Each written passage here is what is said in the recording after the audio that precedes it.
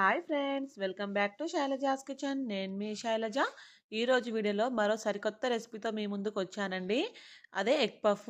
Bakery కంటే మంచి రుచిగా ఇంట్లోనే ఎలా ప్రిపేర్ చేసుకోవచ్చో చూపిస్తాను. మీరు కూడా ఈ ప్రాసెస్లో తప్పకుండా ట్రై చేయండి. మరి దీని ప్రాసెసింగ్ ఏంటో వీడియోలోకి వెళ్ళి చూసేయండి.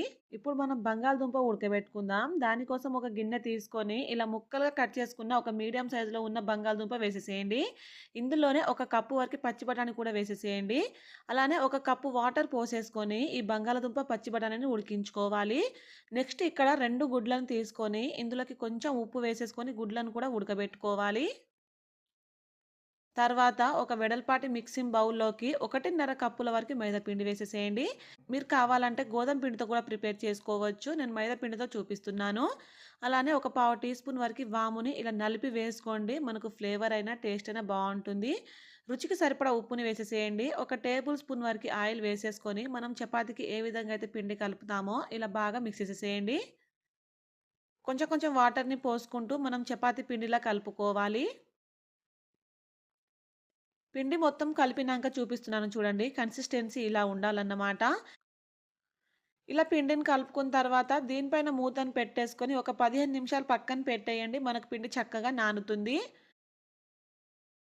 మనం ఉడకబెట్టుకున్న ఆలు, పచ్చి బఠాణీ కూడా చక్కగా ఉడికిపోయాయండి. ఇప్పుడు వీటిలని వేరొక బౌల్‌లోనికి వేసేసుకొని మ్యాషర్‌తోని బాగా మ్యాష్ చేసుకోవాలి. ఇలా మ్యాష్ చేసుకున్న తర్వాత ఇందులోకి మనం మిగతా ఇంగ్రీడియెంట్స్‌ని వేసుకోవాలి. సన్నగా తరిగిన ఉల్లిపాయలను, సన్నగా తరిగిన పచ్చిమిర్చిని వేసేసేయండి. ఒక గుప్పెడంతా కొత్తిమీరను ఇలా సన్నగా కట్ చేసి వేసుకోండి. అలానే ఒక టేబుల్ స్పూన్ వరకు కారాన్ని వేయండి. పావు టీ స్పూన్ పసుపుని, పావు టీ స్పూన్ ధనియాల పొడిని, ఇందులోనే ఒక పావు టీ స్పూన్ వరకు జీలకర్ర వేసుకోండి. ఇన్ కేస్ మీ దగ్గర జీలకర్ర పొడి ఉంటే జీలకర్ర పొడి కూడా వేసుకోవచ్చు.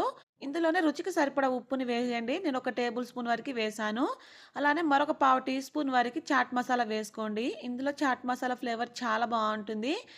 ఒక టేబుల్ స్పూన్ వరకు అల్లం వెల్లుల్లి పేస్ట్‌ని కూడా వేసేసుకోండి ఫ్రెండ్స్. నాకు వీడియో క్లిప్ అనేది మిస్ అయిపోయింది. ఇప్పుడు మనం వేసిన మసాలా మొత్తం చక్కగా కలిసేలా కలుపుకున్నాక ఈ మిశ్రమాన్ని పక్కన పెట్టేయండి. మనం ముందుగా ఉడకబెట్టుకున్న గుడ్లను కూడా పైన ఉన్న పొట్టు తీసేసి ఇలా మధ్యలోకి కట్ చేసుకోవాలి వీడియోలో చూయించినట్టుగా. ఎగ్స్ ఇలా కట్ చేసుకున్న తర్వాత ఈ ఎగ్స్‌ని పక్కన పెట్టేయండి.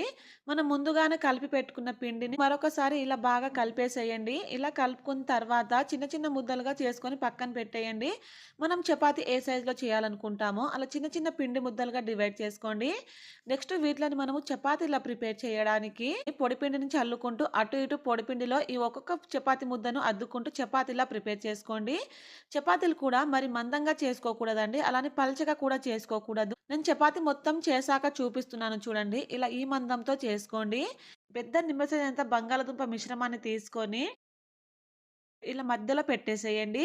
అలానే దీనిపైనుంచి మనం కట్ చేసి పెట్టుకున్న ఎగ్గును కూడా వేసేసి అంచులకి వాటర్‌ని అప్లై చేయాలి. మనకు ఆ అంచులనేది ఊడిపోకుండా ఉంటుంది. వాటర్ అంతా కూడా ఇలా బాగా అప్లై చేసిన తర్వాత నేను వీడియోలో చూయించినట్టు ఒక సైడ్ నుంచి ఇలా క్లోజ్ చేయాలి. మరొక సైడ్ నుంచి కూడా ఇదే విధంగా క్లోజ్ చేసేసేయండి. ఎక్కడ కూడా మనకు స్టఫింగ్ బయటికి రాకుండా చక్కగా క్లోజ్ చేసుకోవాలి. ఇలా బాగా క్లోజ్ చేసిన తర్వాత రివర్స్‌గా తిప్పేసేయండి. రివర్స్‌లో కూడా అంచులకి వాటర్‌ని అప్లై చేయాలి. ఇలా అప్లై చేసేసుకొని నేను వీడియోలో చూయించినట్టు ఇలా సైడ్‌కి ప్రెస్ చేసేసేయండి. మనకు చక్కగా అంటుకుంటాయి.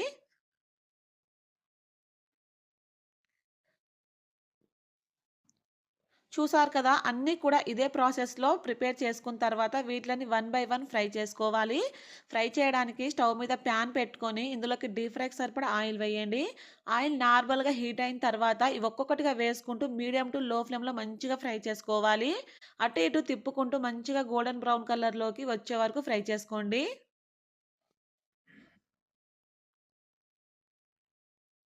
ఇలా మంచిగా ఫ్రై అయిన తర్వాత ఆయిల్‌లో నుంచి సెపరేట్ చేయండి.